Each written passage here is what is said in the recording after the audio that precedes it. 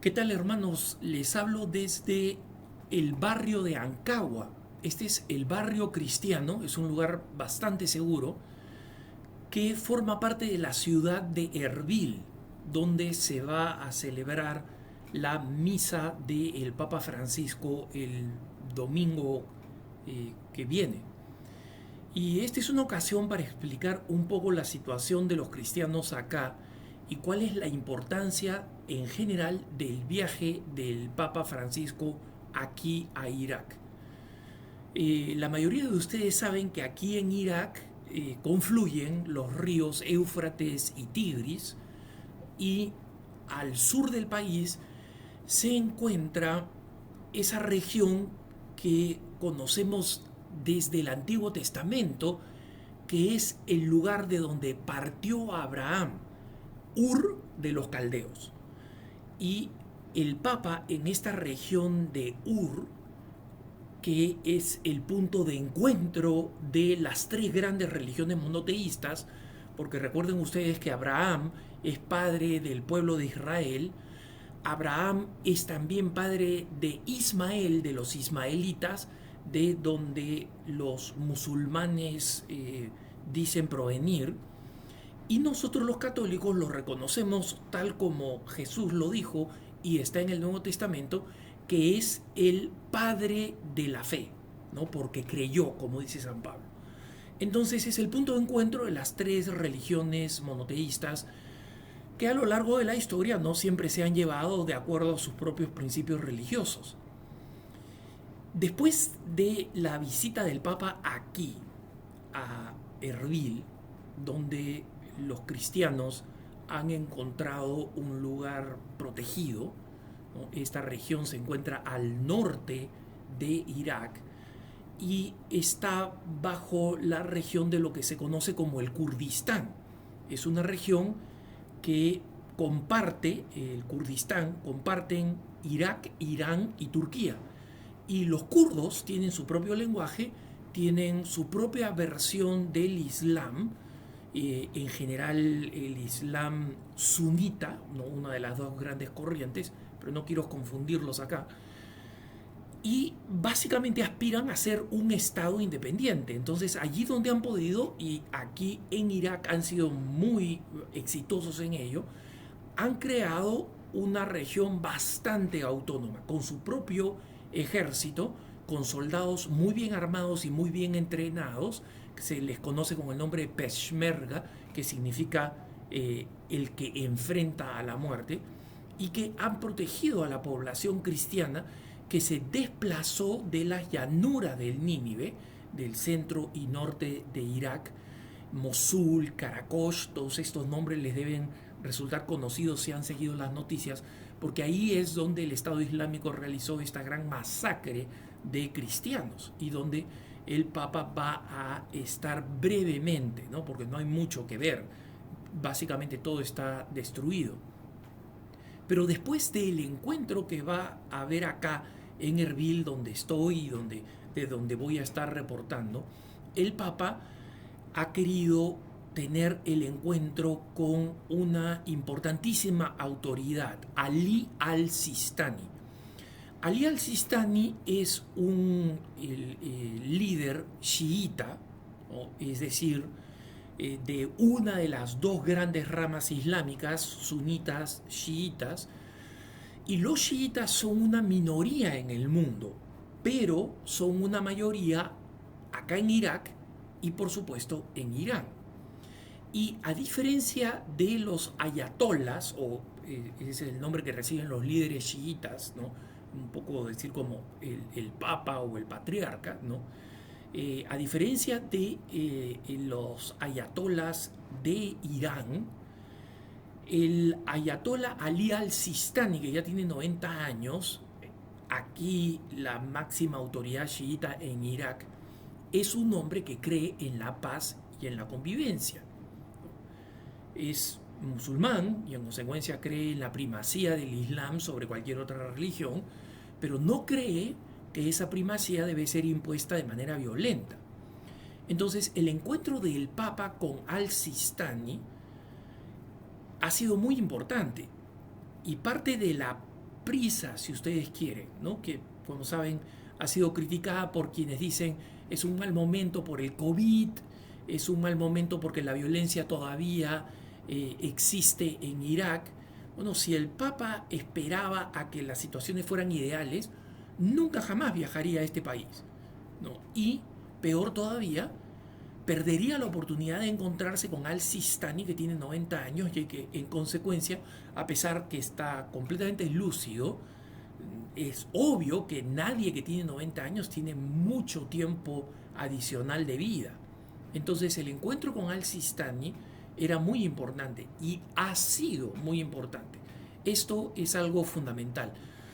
Porque después del encuentro con el Papa, Al-Sistani ha publicado un documento en el que llama a la convivencia y donde dice que los cristianos tienen que ser respetados en Irak como compatriotas y constructores de un Irak nuevo y pacífico.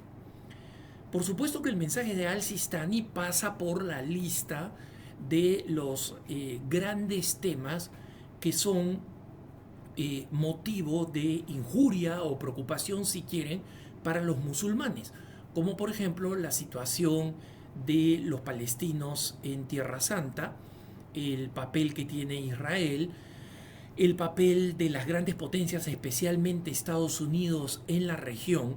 Y todos estos temas son mencionados porque son pocas las ocasiones donde Ali al-Sistani tiene una oportunidad para expresarse universalmente. El encuentro con el Papa le ha dado esa ocasión. Pero lo más importante es el comunicado en el que al-Sistani pide considerar a los cristianos como colaboradores iguales en Irak. Y ustedes dirán, bueno, pero ¿dónde está la sorpresa? La sorpresa está, hermanos, en que en la gran mayoría de países musulmanes los cristianos son considerados ciudadanos de segunda clase. Y yo sé que este término, ciudadanos de segunda clase, entre comillas, se utiliza con frecuencia para hablar de personas que son marginadas racialmente, culturalmente, etc. Pero en la ley islámica, en la Sharia, el cristiano es, en efecto, un ciudadano de segunda clase. O sea, está dicho y declarado como tal. Su testimonio ante la ley islámica no vale igual que la de un musulmán. Tiene que haber varios cristianos o un cristiano tiene que ser apoyado por un musulmán para que su testimonio valga igual que el testimonio de un musulmán en la corte. Los cristianos, por ser cristianos, pagan un impuesto adicional que los islámicos, que los musulmanes, no pagan y se llama la yiza, ¿no? Y en general, en cualquier tipo de disputa, las leyes anti-blasfemia, es decir, aquellos que insultan al profeta o que insultan a Alá, pueden ser reos de condena de muerte y frecuentemente terminan en la cárcel. Y muchas veces esta ley anti-blasfemia es utilizada simplemente para cobrar venganza de los cristianos. Les pongo un ejemplo. Recientemente en Pakistán, una enfermera cristiana fue golpeada por sus compañeras musulmanas brutalmente en un video que se ha hecho viral, ¿no? Y fue acusada de blasfemar y golpeada por blasfemar, entre comillas. ¿Saben por qué? Porque no quería recibir dinero de corrupción para poder atender a las personas enfermas. O sea, no quería recibir soborno.